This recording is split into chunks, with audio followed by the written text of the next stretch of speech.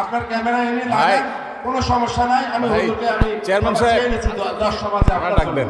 Chairman সাহেব না না উনি রেকর্ড করতে পারবেন না ভাই। আপনি তো সমস্যা বুঝেন না, সমস্যা তো আমার। সে তো কাট পিস করবে, সে ভালো মানুষ না।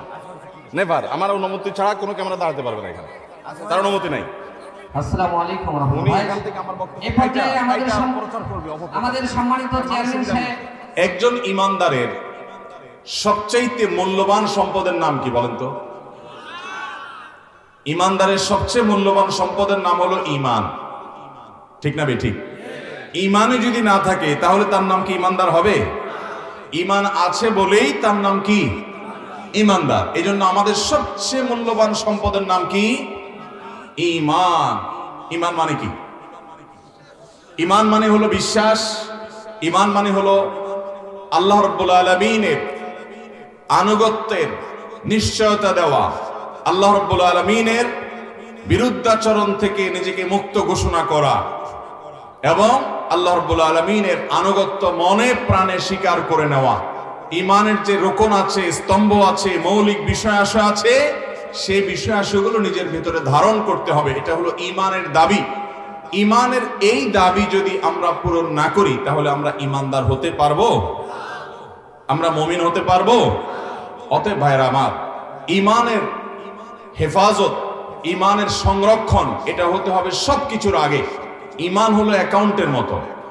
আপনার যদি ঈমান ঠিক থাকে তাহলে সেখানে আপনি আমল অল্প করেন আর বেশি করেন, সেগুলো আপনার অ্যাকাউন্টে যুক্ত হবে ইনশাআল্লাহ।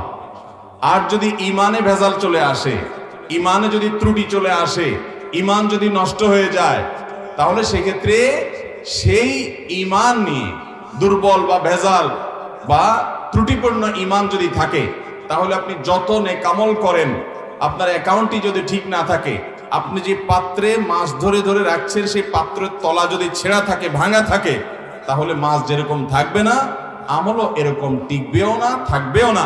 এই জন্য ঈমানদার সবচেয়ে বেশি গুরুত্ব দিতে হবে যে বিষয়টাকে, সেটার নাম কি?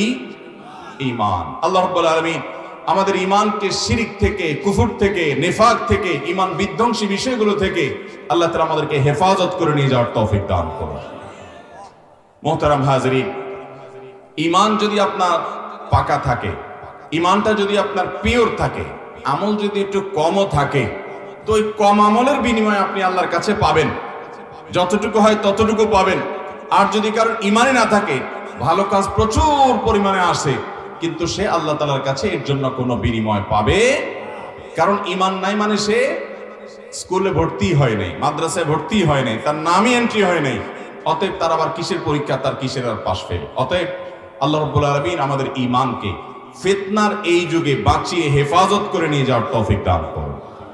মুহতারাম হাজিরিন, একজন ঈমানদারের ঈমানের গুরুত্বপূর্ণ একটা বিষয় এবং পার্ট অংশ হলো আমাদেরকে বিশ্বাস করতে হবে যে মুহাম্মদ সাল্লাল্লাহু আলাইহি ওয়াসাল্লাম শেষ নবী, তারপর আর কোন নবী বা রাসূল আসবেন না।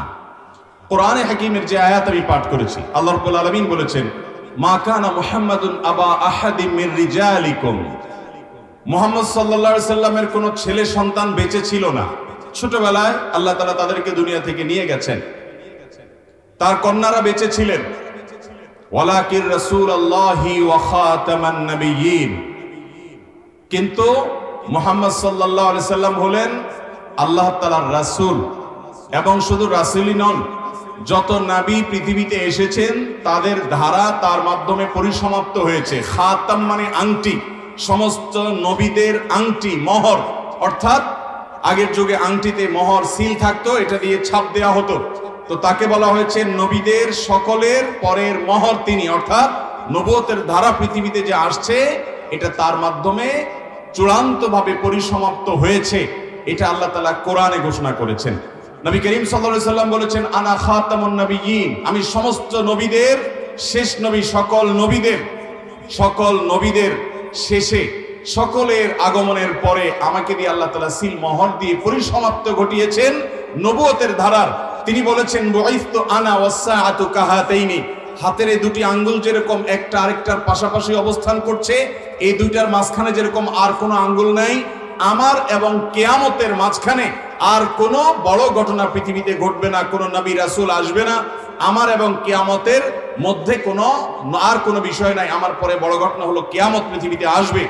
এই হাদিস থেকে পরিষ্কারভাবে বোঝা যায় যে নবী করিম সাল্লাল্লাহু আলাইহি সাল্লাম শেষ নবী, তার নবীর তারপরে আর কোন নবী বা রাসূল আসবে। কোরআনে কারীমে আপনারা একেবারে শুরুর দিককার আয়াত প্রায় সবার মুখস্থ।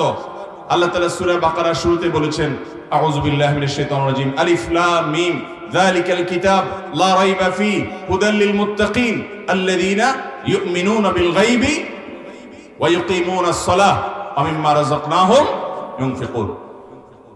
আল্লাহ রাব্বুল আলামিন গায়বের প্রতি আমাদেরকে ঈমান আনতে বলেছেন। এটা আমাদের ঈমানের একটা গুরুত্বপূর্ণ পার্ট।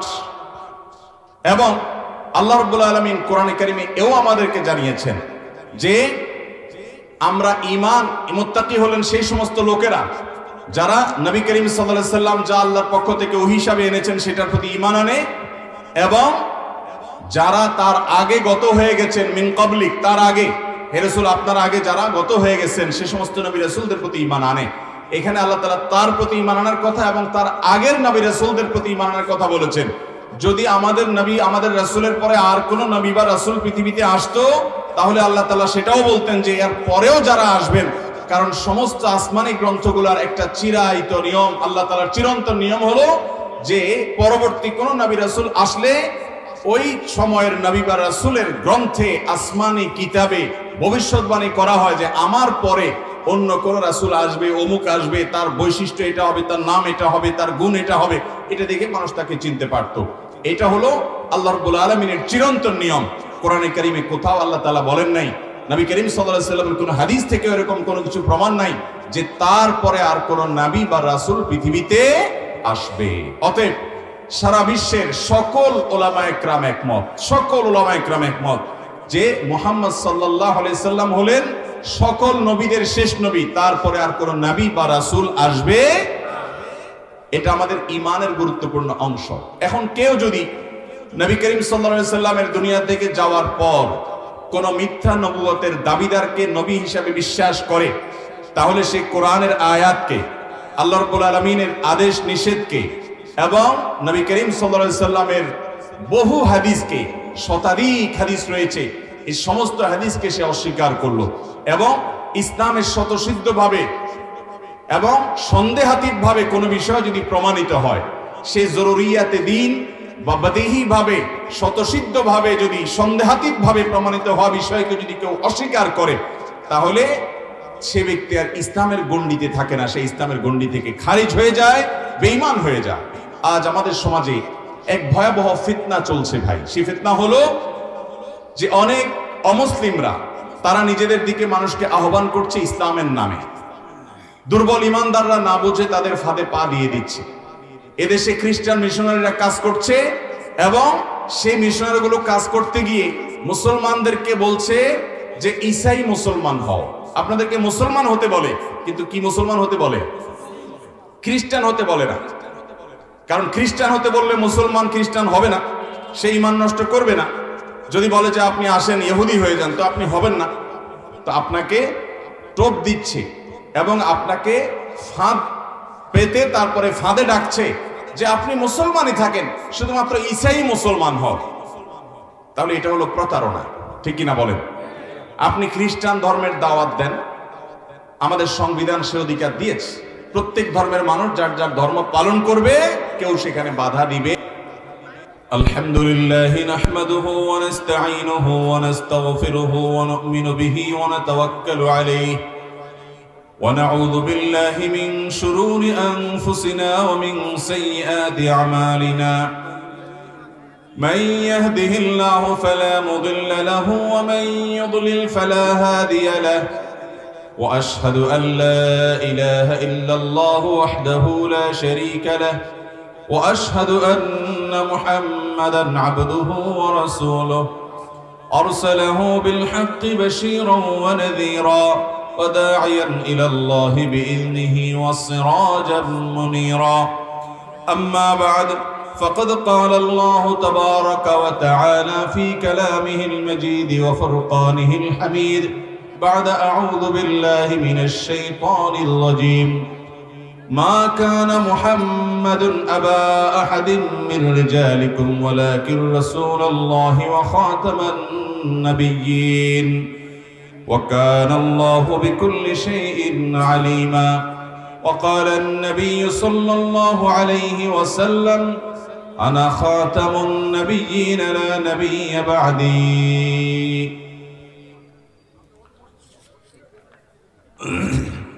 ঐতিহ্যবাহী রংপুর জেলার তারাগঞ্জ থানার তারাগঞ্জ থানাপাড়া শিয়ালডাঙ্গা ঈদগাহ মাঠে আয়োজিত তারাগঞ্জ সুফা মাদ্রাসা মসজিদ ও কবরস্থান উন্নয়ন কল্পে আজকে এই 12তম তাফসীরুল কোরআন মাহফিলের সম্মানিত সভাপতি, সম্মানিত প্রধান অতিথি, সম্মানিত বিশেষ অতিথিবৃন্দ এবং ওয়াজিবুল ইহতিরাম সম্মানিত উলামায়ে কেরাম ও মুরব্বিয়ানে কেরাম এবং দূর দূরান্ত থেকে আগত অত্র এলাকার আমার প্রাণ প্রিয় দিন দরদি ভাইয়েরা ও পর্দা আলের মা বোনেরা, আল্লাহ রাব্বুল আলামিন আমাদেরকে এতক্ষণ পর্যন্ত কোরআন এবং হাদিসের আলোকে যে গুরুত্বপূর্ণ দিক নির্দেশনামূলক ঈমান আকীদা সংরক্ষণমূলক বক্তব্য শোনার তৌফিক দিয়েছেন।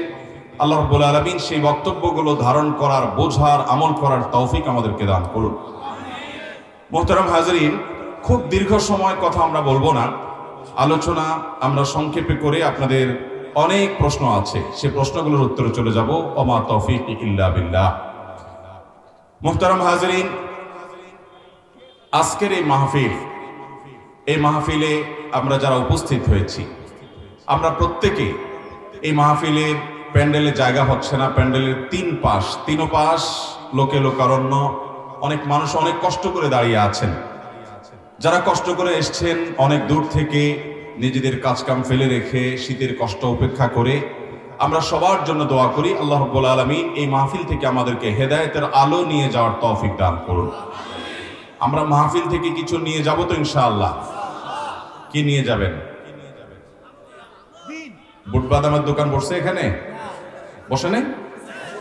কেমন মাহফিল বুট বাদামের দোকান না থাকে? তো মাহফিল থেকে কি বুট বাদাম নিয়ে যাবেন? কি নিয়ে যাবেন তাহলে? মাহফিল থেকে আমরা জ্ঞানের আলো নিয়ে যাব এবং আমলের প্রতিজ্ঞা নিয়ে যাব ইনশাআল্লাহ। আল্লাহ আমাদের সবাইকে সে তৌফিক দান করুন। মুহতারাম হাজিরিন,